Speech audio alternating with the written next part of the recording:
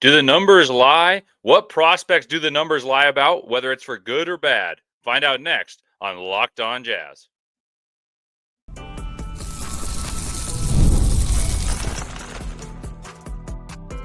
You are Locked On Jazz, your daily podcast on the Utah Jazz. Part of the Locked On Podcast Network, your team every day. Hello and welcome into Locked On Jazz. I'm Leif Thulin. I'm excited to be back with you guys with the opportunity to fill in for David Locke on Locked On Jazz. As many of you guys may know by now, I'm a lifelong Jazz fan who's a credentialed NBA draft analyst for NBA Locked On NBA Big Board, attendee of the last two NBA Combines, Jazz broadcast assistant and statistician the past 4 seasons, and most importantly for you guys, lover of college basketball. So don't expect all the geeky numbers you're accustomed to be gone, but I'll bring a unique perspective as someone who's watched all of these guys that are entering the NBA draft and make you guys as knowledgeable as possible about a critical juncture for your Utah Jazz. We're into May. That means just a few days until we figure out what pick we have. And thank you guys for making Locked On Jazz your first listen each and every day. Remember, Locked On Jazz is free and available on all platforms, including YouTube at Locked On Jazz, where the best way to help us grow is to comment anything below. And today's question is, what player do the numbers tell you, hey, I don't know if I want this guy, but your eyes say, you know what, he's pretty good. So it's a numbers versus eye test. Like, that's the question. Analytics versus eye test. So I'll break down my thoughts on the numbers that David gave all throughout last week and tell you about my thoughts if the numbers resemble what I noticed with my eyes. Today's episode brought to you by Monarch Money. Take control of your finances with Monarch Money. Use code LOCKEDONNBA at monarchmoney.com for 50% off your first year. It's a great deal. Today, in the first segment, I'll discuss some high-profile prospects the Jazz could select that I believe the numbers have correctly identified as scares. David said they're not red flag guys, but they are scares. And I'll talk about those guys that I believe are correctly identified as scary players to draft because my eyes told me so, and then the numbers support it. In the second segment, I'll go through a few players that I'd argue the film gives them the benefit of the doubt, even though the numbers spark a few concerns. And in the final segment, I'll talk about a few analytics darlings who stood out for the preliminary numbers that are first-round picks by pretty much all sources, and then let you guys know what I have them ranked and dive into their game from the eye test standpoint. So let's dive right in. So for reference, for the people listening that weren't listening last week, I'll give you enough context to understand what's happening. But for the everydayers, you'll know. David's been doing his annual stock up, stock down based on what numbers tell about the athleticism based off their aptitude at scoring the basketball in isolation or transition. He measures their shooting both as a standstill shooter and someone off the bounce. He looks at the pick and roll prowess to get an idea of how well they pass. And he sets it out basically saying, this is what the trends of history say, that the players that follow in these parameters tend to perform as follows. And for instance, if you're a bad shooter in college, it's very rare you outrun that and become a good shooter in the NBA. And he talks about that with 6 or 7 years of history that he's done this on the show. And I've been an everydayer for a long time, but when it's around draft season, I've listened to all of these for years and years and years and thought about it. And the studies that he does and the numbers that dictate it, very accurate. But I'm going to give you guys out the disclaimer that David's numbers, I agree with a lot of, and as do history, but I'm going to talk about the prospects I think are polarizing under the context of his numbers because their flaws are determined by the baselines of success in the numbers and how they were met or were greatly exceeded, thus catching the attention of my takes if the numbers will be correct on these guys as someone who has studied the draft and these players intently for a long time. So what makes me interested is some guys that are ranked in the top 5 have numbers that are alarming. And then there's some guys that are ranked far more lowly and their numbers are good. How does that make sense? Because the NBA is very aware of the importance of numbers, but it's a big test in the draft community, eye test versus analytics. So that's the context for you guys. So the first guy that stood out to me when listening all week last week was VJ Edgecombe. David Locke talked about him as being widely regarded as a top 5 pick. That's not just him saying that. That's been most people's interpretation all year. First bit of insight about VJ Edgecombe. He's a fantastic athlete with a lot of potential, but he was 21st percentile off the bounce shooting, and that's just 52 attempts, which leads me to believe his team didn't think he was that good. Not that he wasn't that good of a shooter, but they didn't think that's that great of a shot if they only ran it that many times, despite his team being an unorganized team that didn't have too much talent around him. He was also 43rd percentile in pick and roll as the ball handler in 108 occasions of running it. So that wasn't seen as a top tier option either. That said, they did have a 5-star point guard who actually is transferring to BYU in Rob Wright. And then in isolation, which is typically an indication of athleticism, and mind you, I say he's a fantastic athlete, he was only 32% field goal percentage in isolation. So he's a freak athlete, but that's not even percentile. That's field goal percentage. Let me reiterate. That's not shooting the ball very well. And then he was only 54% at the rim as a freak athlete, and that's not that great. And then let me contextualize it. Let me take away dunks for you guys, and that's only 45% on layups when taking the dunks out, and that's poor. So I've been on the record since November talking about VJ Edgecombe and not seeing it with him and preferring the likes of Tre Johnson. And we'll talk about Tre at the end of this episode and his skill set over that of VJ, who is seen as the more alluring prospect by the majority of the people who talk about the NBA draft. He was the more alluring prospect coming out of high school. He was the more alluring prospect going into college. As college season happened, VJ Edgecombe wasn't doing that much, and Tre Johnson had an opening game against a seeded team with 28 points, but yet somehow VJ Edgecombe drew all the attention. So that was weird to me.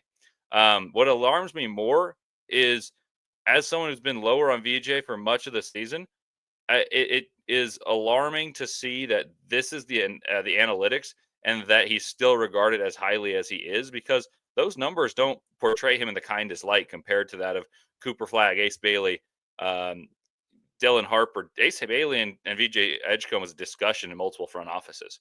Like, I wouldn't be absolutely appalled if VJ Edgecombe is picked before Ace Bailey, even though the numbers, Ace Bailey had some numbers that were a little bit alarming, but those were alarming numbers. I only chose the bad ones there, but this is a top 5 pick. So does he scare me? Absolutely. That's one that scares me. On the flip side, though, I'll be completely honest, he does deserve the benefit of the doubt here. On the flip side, he got far better as the season went along, and I want to acknowledge that I'm not going to be naive to the fact that he improved drastically from when I first criticized him on Locked On NBA Big Board. I asked, hey, what does he do well other than jump high? Like, he has big dunks in a game where they're losing by 30, and he's only rebounding with that athleticism. He's not getting to the rim. He's not shooting that well. His numbers got significantly better. He was very good in Big 12 play by the statistics, scored about 17 points a game, shot well, knocked down free throws, knocked down threes. And games against good athletes, he stood out as the best athlete. But you can see he's not great at the rim. He was a 32% field goal percentage guy on isolations. He didn't run many pick and rolls, wasn't particularly effective in them, and he was a 21st percentile shooter off the bounce. That's not a top 5 guy to me.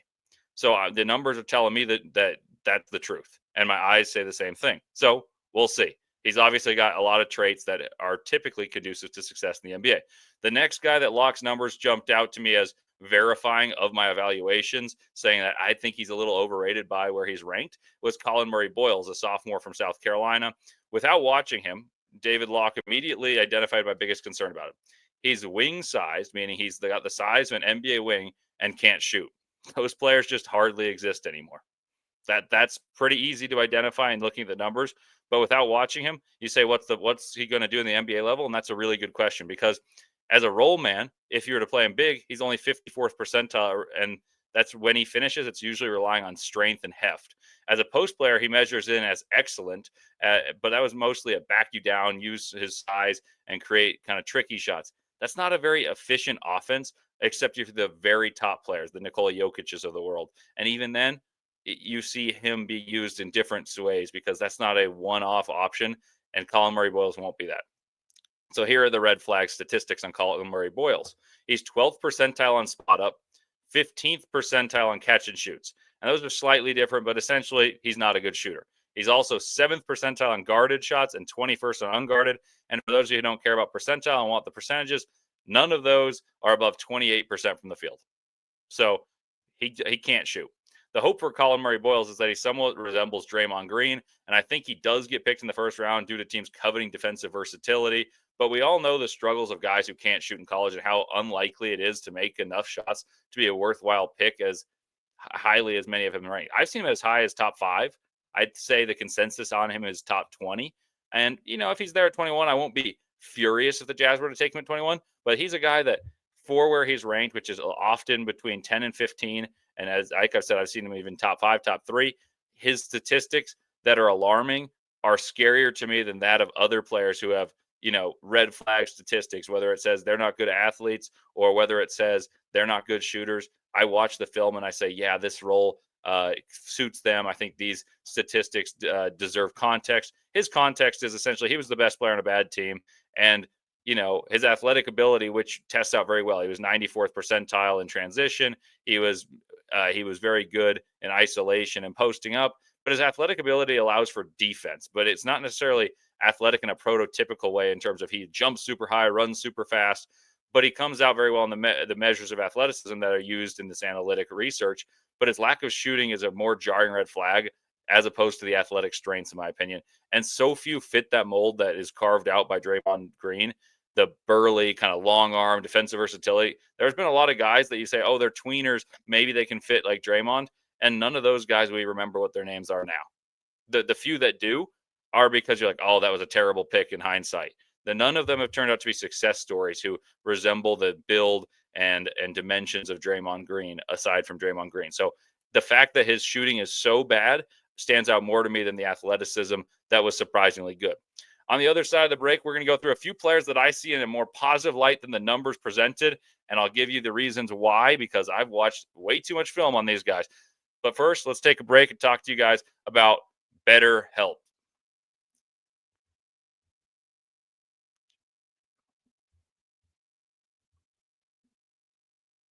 This show is sponsored by BetterHelp. The world has made a lot of progress when it comes to mental health, but there's still a long way to go. Too many people avoid therapy because they're afraid of being judged. But the truth is, taking care of your mental health should be just as normal as going to the gym or eating healthily. This is Mental Health Awareness Month. It's May. Let's normalize getting help and encourage everyone to prioritize their well being, because when people feel supported, families, workplaces, and entire communities are better off for it. It's not just about dealing with the big problems, it's about maintaining your mental wellness, just like you do with your physical health. It's the same thing. The gym's good for you in the physical health, so is getting help for your mental health. And with BetterHelp, getting started is easier than ever. It's fully online, has a network of over 30,000 licensed therapists, and you can switch therapists anytime at no extra cost. You can even easily switch the therapist at any time for no extra cost. If one's working better for you, you can switch and say, you know what, this person can help me more frequently. We're all better with a little help. Visit betterhelp.com/lockedonnba to get 10% off your first month. That's BetterHelp, HELP.com/lockedonnba. And I also want to tell you about Murdoch Chevy. Murdochs have been in Utah for over 80 years. It's a family company, and Chevy's as American as it gets. When I think of an old school movie and a truck's coming down the road and there's a little bit of sand billowing in the wind behind it, I think that's a Chevy, and that's exactly what they got. They got the best selection of those prototypical American trucks. They got locations in Woods Cross and Logan, and there's the trucks, like I mentioned, the Colorado, the Silverado, that blow your doors off. They're fantastic, and you can go to the website to see the latest deals. The inventory is kept up to date, and not only are there those fantastic trucks, there's a lineup of SUVs to support those trucks with the Tahoe and the Suburban, the Blazer, the Equinox, and the Trax, all perfectly maintained. And on the inventory, you see what's available, what's not, and you can go in and say you want to talk and look at these cars. And the people in both Woods Cross and Logan at Murdoch Chevy take fantastic care of you and have been a fantastic sponsor of Locked On Jazz. So go check it in and tell them you guys listen to Locked On Jazz for the best treatment possible.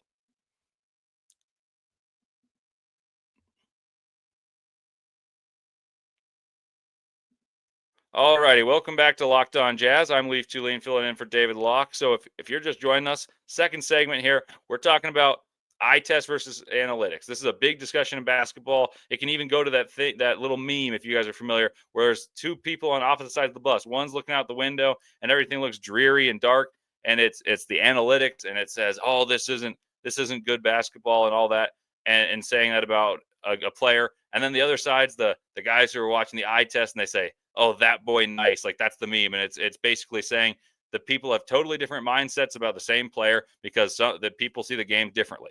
So I'm trying to give you both context, because I work for stats for the Jazz. I'm pretty aware of how statistics work, what matters in these drafts. And David's done a fantastic job giving you guys insights for the last 6 NBA drafts on what works in the NBA, what the threshold is for who can't meet up to the expectation, and how frequently the guys that have perhaps bad shooting, how frequently they turn out to be good shooters. His numbers were pretty jarring in saying that very few have, and even the ones who were at a low percentile as shooters that are considered above league average shooters, I wouldn't consider shooters in Patrick Williams and Cam Reddish. So the point being here, I'm going to look at some guys that I think the numbers are lying about, and I'll tell you the film would say they're pretty darn good. So let's dive into it. Let's go to Kon Knueppel. And this is one that I kind of expected to have good numbers in terms of the analytics because his team was so good and he shoots the heck out of the ball. But there's a few that were jarring, and Locke brought up interesting points. So the point about age is one I agree with, and I've always agreed with. It's not that the age of a prospect should be valued so much. It's more about the age relative to their grade. And Kon Knueppel's old for his grade, and therefore him being a freshman having this production is less shocking than if he were 18 years old, which is why it's so impressive what Cooper Flagg did, what Jeremiah Fears did, as opposed to Kon, who's 19 and a half and accomplished a lot, which is still impressive, but just a little less so. The nuance about Kon is something I overlooked as I initially was not overly high on him because I thought he had athletic limitations. And the initial point was he always plays off 2 feet. And, people say, way to play off 2 feet. That's wonderful. But he doesn't have the capacity to explode. And that's why I think he was so good at it, because he touched the paint and he facilitates better than I thought. And he outran my expectation of saying, oh, the only reason he does go off 2 feet is because he can't do these other things. It just turned out he was so good at what he did that he made it work even against the best teams. He played the best teams, and it didn't matter. As athletically, he might be overmatched by some players, but he'd get to the paint and still finished effectively, still shot effectively. The other knock that I would have told you in terms of watching him early in the season, as I thought, as an isolation defender, he's probably not particularly great, but he's quantified as a good isolation defender, which is 63rd percentile, and a very good defender of defending the pick and roll above 80th percentile.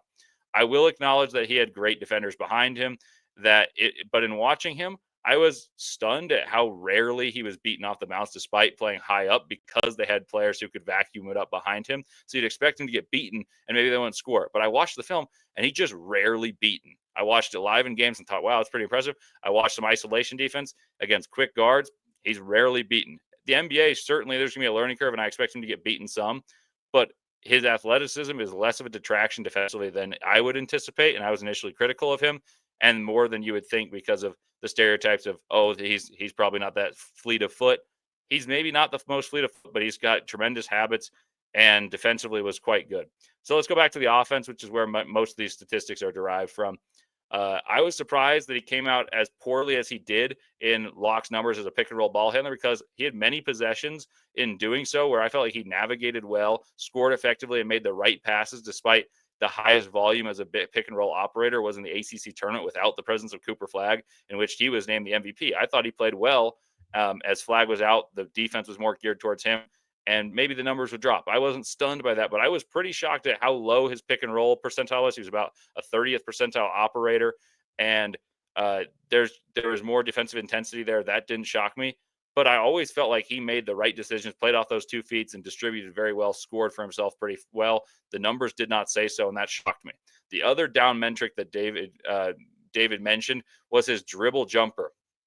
Let's see, I'll pull this up here. He was 33rd percentile, and that shocked me because I thought about it for a while. Yeah, I didn't think he'd shoot many because he's a very good shooter, and if he pump fakes, he was a straight line driver. And after pump faking or being ran off the line, he doesn't always do the pump fake sidestep. And I also don't want to disillusion you into saying, he's the Dame or Steph Curry, where he's off the dribble, and the most dynamic form of scoring that everyone covets is shooting off the dribble, and it's super hard to guard. That's not what he is. But I was a little shocked to see that someone who's in the 98th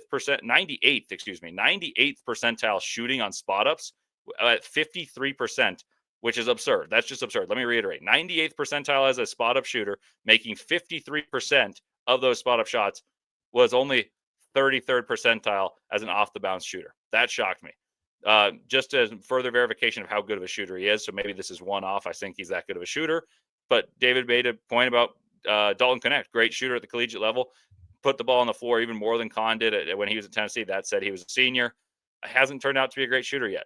It's early, but maybe there is a reason to be slightly alarmed. Kon also shoots 41% off of screens, which is 94th percentile. So I think he can shoot it. And my point comparison-wise would be there's a minimum outcome of a guy like Corey Corey Kispert had a great season that's pretty comparable to what Kon did as a freshman when Corey Kispert was a senior on a loaded Gonzaga team, similar to that of Kon's Duke team. Then there's a Luke Kennard type of comparison where he's just a really good shooter as a two guard.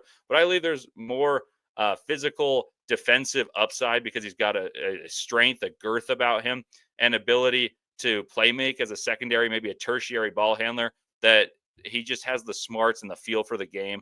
And then one last point I'd make, and this is a really getting into the weeds of watching way too much film, is Kon gets every loose ball, every single loose ball. And weirdly, the numbers reflect that. As I went into the annals of synergy and saw that miscellaneous stats pop up, and they have him as a 99th percentile player in miscellaneous stats, in which I watched the film of those specific plays, and there was the hustle plays that turned out to have the ball find its way to him, some random slashes to the hoop, and he makes all the right plays in those moments.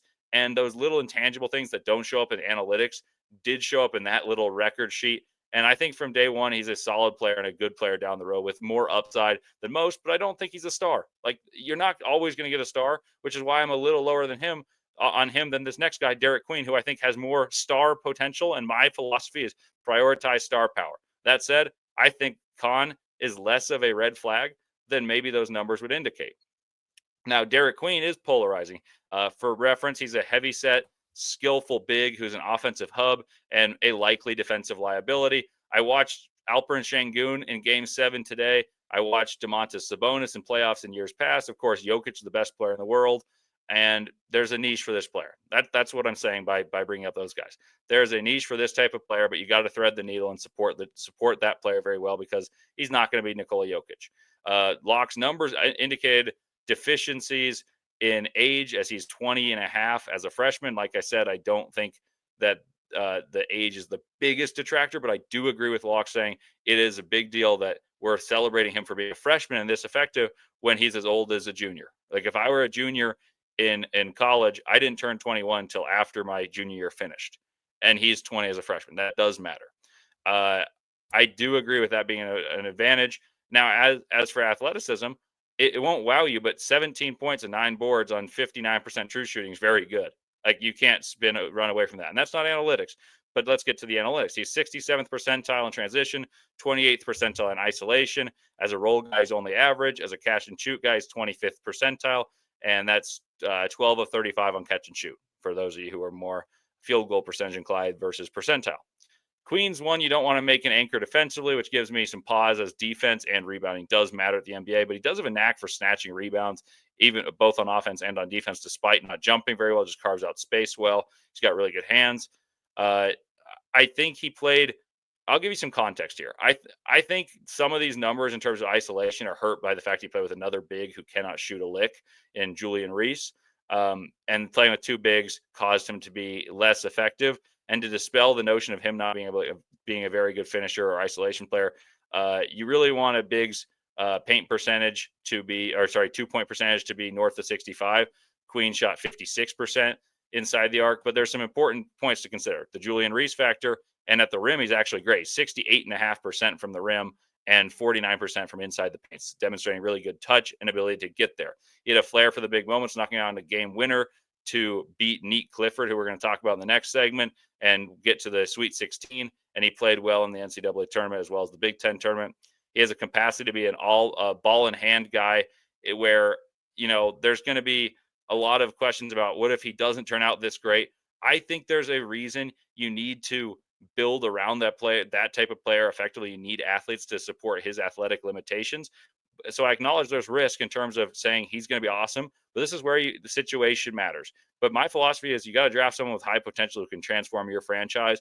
And Derik Queen's got a better chance than most that are drafted 6 through 12. Like, I don't think there's that many guys in the recent drafts drafted 6 through 12 that I think of a higher potential if everything pans out and the team around him is built situationally as well as what Derik Queen's could be, because he's an offensive engine with rare and unique traits as an offensive player who can pass the ball and score the basketball. So I like Derik Queen. I think his career will be better than these statistics would indicate. And one last guy is Locke mentioned the numbers on Carter Bryant showcasing athleticism, which he does have, but he has no ball. And he stated that, I'm looking for my notes, he has no ball handling skills due to no pick and roll and ISO stuff, which is a fair assertion. But he mentioned the ISO, meaning that there's maybe limited athleticism. I think Carter Bryant's a fabulous athlete who was pigeonholed into a role and did well as a shooter and a defender in what was a limited role. And watching a lot of him, he's one of my favorite players. If the Jazz, if he falls to 21, I'd be stunned. I'd even consider trading up for him at, let's say he gets to 14. If I'm the Jazz at 21, I'd package something to get him because I really like him. In watching a lot of him, he's a very solid shooter. I think he's a lottery guy, and my eyes would say that those numbers lie in terms of him not being a red flag guy just because of lack of volume. I would argue that he is a very good athlete. And the weirdest part is he shot off the bounce 87th percentile on only just 22 attempts. And that wasn't even part of the description of what I think is very good. But if he's got that, I think there's more to his offensive bag, more athleticism related creation. I think he can get downhill, do some things with the basketball, and he's a better shooter. And as the season went on and they needed better performances, he got better and better. Here's a side note on Carter Bryant. I heard he was promised a starting role at Arizona, didn't get it, accepted that with grace, battled through, started playing more and more as the season went on. And if he would decide to return to school, which he's not, he's going to the draft, he was not going to go to Arizona because he wanted to have a role that could showcase his abilities. He reminds me of Jeremy Grant. I'd be thrilled to get him at 21 if I'm the Utah Jazz. And McDonald's All-American talent with the ability to fit in at the collegiate level and certainly on an NBA team. So with that said, we're going to talk about guys. Those are the guys that I think the numbers lie in a positive sense, that the numbers say they're bad. I think they're good. I'm going to talk about some guys where the numbers say they're great, and I think they're great. All that and more coming up next. But first, a word from Monarch Money.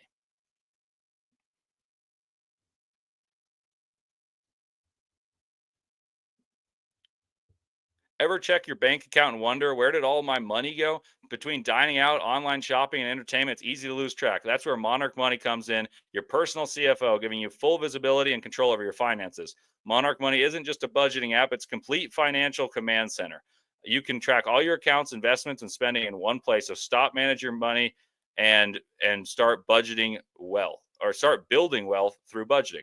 Instead of juggling multiple apps, you can use Monarch to check your finances, track spending, and even plan long-term goals. Managing money with your partner is smoother than ever. You can track shared and personal accounts, set goals, and stay on the same page without all the stress. Take control of your finances with Monarch Money. Use code LOCKEDONNBA at monarchmoney.com for 50% off your first year. That's monarchmoney.com with code LOCKEDONNBA for half off your first year.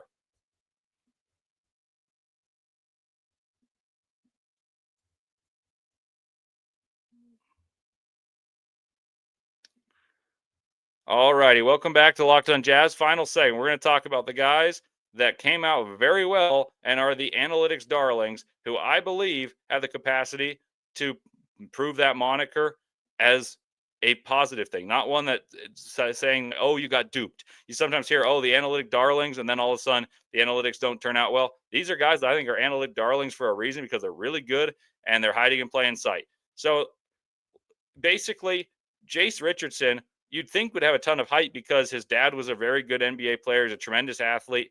And the numbers say he's a really good shooter. He's a really good scorer off the bounce. Should be a very good athlete because he's the son of Jase Richardson. Should know how to play basketball because he's son of a pro basketball player. Played at Michigan State, where there have been very, very few one and dones. And he did well at all of those things. He shot great, shot well off the bounce. He got to the rim, finished well. The thing about him is he's not, his build is not that of his dad, who is an explosive leaper, a champion of the dunk contest, and he's not as long or strong as his dad. He's a little bit more slight of build. So there is some hesitancy in terms of if it's at 10 or 14, maybe the analytics darling, there's a little bit less certainty about his upside, because there's just not that many guys slight of build who go that high as not a point guard. He's a shooting guard. But here's why he's impressive to me. I have Jase Richardson at 17, and I understand the likening of him to Jared McCain, and saying that's repeatable and thus should be higher than that. But the reason I have him at 17, which I still say is fairly high, is it's clear. He's crafty, shoots it well, knows how to get to his spots, knows how to play. And those numbers typically spell success. Jared McCain obviously he was picked 16th by the 76ers. A guy who is a little bit more quicker, maybe a little more athletic, was Tyrese Maxey. He was picked 21st by the Sixers.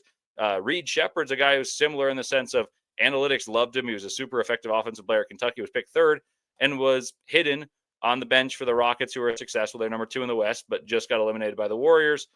But those type of players are small, have some concerns, but the analytics and my eyes tell you Jase Richardson can play. He can score. He was the engine for what became an Elite 8 team. Like, that team was not an Elite 8 team talent-wise. Jase Richardson was the talent and hidden play in sight for a team that rarely has one and dones. He actually started the year on the bench, and he was so good that Tom Izzo went to his captain and said, you know what, we're starting Jase Richardson. And he did it the right way, didn't demand playing time, but demanded it with his play and dominated, became an Elite 8 team, and a guy that I wouldn't be surprised if goes in the lottery because of his scoring prowess and shooting prowess. So he was hiding in plain sight, as Locke's analytics told you. The next guy is Nique Clifford, who is old. He's 23 and a half years old. He attended Colorado State. I liked him a few years ago. Strangely, he was the predecessor for Cody Williams. He was at Colorado when Cody came in. He transferred to Colorado State. He then went to the combine. I really liked him there, and he was held in high regard for his rebounding and defense, a little bit of athleticism, a little bit of shooting, and those were more projects. Then let's go to this upcoming year where he played last year at Colorado State, went to the combine. You're like, oh, pretty good athlete, rebounds the ball. Let's see what his shooting is. Let's not dive too deep here, though. He scored 19 points, snagged 10 boards, shot 38% from three, is a plus athlete. And just with that, I'd say the analytics got it right. But let's add this. Additionally, in a 5th season at Colorado State, Clifford got the chance to experiment with the ball in his hands, and he's always been a willing passer, someone who's unselfish in tertiary roles. When he played next to Tristan Da Silva, who was an 18th pick by the Magic, Cody or Simpson, who played alongside Cody Williams, and Tristan Da Silva, who was a 42nd pick by the Hornets. He was clever in those roles. Well, he got the ball in his hands this year. He shot really well, and his pick and roll reps skyrocketed. He had a ton of pick and roll, and interestingly enough, he shot the ball significantly better in those actions than in any other in any other situation at decent volume. He had in pick and roll off the dribble, he was a great shooter, which was strange because he'd never done that before. And then he had 4.5 assists to complement 19 points per game, 10 boards, good defender, 38% from three. Like this is one not to overthink that he's 23 years old. The Chris Duarte is the cautionary tale here, where he checks all the boxes, shoots really well, but he was 25 years old when he came out of JUCO, then went to Oregon, played on a really good Oregon team that made the Elite Eight, and everyone said, "Oh, Chris Duarte," and then he had a good season with the Pacers, and then he's fallen off, and you don't know, and how he's the cautionary tale for older guys who check the boxes. That's the cautionary tale, but I wouldn't overthink it. Nique Clifford is a better athlete than Chris Duarte, and he's demonstrated he can thrive in both a supporting cast role and as the primary operator. He was one of the best players in the NCAA tournament, only to be beaten by Derik Queen's game winner. I like Nique Clifford a lot. If he's there at 21, I would be thrilled if the Jazz took Nique Clifford. And now let's go back towards the top of the draft board. I mentioned earlier that I'd bring him up in comparison to VJ Edgecombe. Like I told you guys, Tre Johnson's a guy I've liked a lot. I've liked Tre Johnson a lot. I have him number 4 on my big board. And though the numbers had his detractors, and for those wondering, I have Nique Clifford number 20 on my board. I like Tre Johnson a lot. I have him number 4 on my board, like I said. And though the numbers had his detractors, one of those things that cannot be denied is he's clearly a better scorer than even the numbers say, because he can really shoot it. That's what the numbers told you. And he gained valuable expertise, I would even say, but certainly experience in the pick and roll, because he had a ton of opportunities to show the pick and roll in the SEC, where he was the main dude. He was the freshman of the year, the leading scorer in the best conference of basketball that have ever been assembled, the SEC. And he was able to score 20 a game, use the pick and roll on a team with very little spacing, and learn how to distribute. And he had way more opportunities to do so than a guy like VJ Edgecombe. He was a better shooter, and I think he's a better shooter than even the numbers indicated, which showed he's a very good shooter. And I'm not sure he fits as an analytics darling, when considering he's a top 6, top 7 prospect, but the numbers painted a pretty clear picture, which I might add is a very pretty picture for him as a prospect, as a possible top 5 guy, like Locke mentioned, as he could usurp VJ Edgecombe in terms of the analytics, maybe even fears. But he's seen as a clearly lower rated prospect than VJ. But the stats, the normal counting stats, the analytics, and my eyes all say I think he might be better than VJ Edgecombe, even if he has one detractor, which is he's not the level of freak athlete that VJ Edgecombe is. And one more guy to mention, I had a text from a friend who I told I was recording. He said mention Ben Saraf, because he was curious about how that the numbers didn't give you anything super great or super bad about Ben Saraf, who's a mediocre shooter. He's an international player where you haven't seen too much of him. But like Locke said, there are some interesting analytics that say he's a pick and roll guy who can run that pick and roll. He's got good size, has interesting shooting splits. They're not great, but they're not horribly alarming. And he gets to the rim and finishes in isolation and transition better than you anticipate for someone of the ilk of player. Like, he's got this clever guile, and he's young enough where they're still intrigued to see what he could become. So I think he's a guy that I wouldn't describe as an analytics darling, but someone that I wanted to cover because the analytics intrigued David Locke when he mentioned it. It intrigued me when he said that. I dove deeper into it, and I'm still intrigued. He's a guy that I would consider there as well. I believe I have him 21 on my board, so certainly within the Jazz's reach at the 21st pick. Thank you guys for making Locked on Jazz your first listen today. For your second listen, go check out Locked on NBA Game Night. Every game, every night until an NBA champion is crowned. Get the local analysis on a national scale. Find NBA Game Night on Locked on NBA on YouTube or wherever you listen to your podcast. And thank you guys so much for listening to Locked on Jazz. It's always a pleasure to talk to you guys. David will be back tomorrow. I appreciate, as always, the opportunity to hop on, talk the draft with you guys, and hope to see you soon.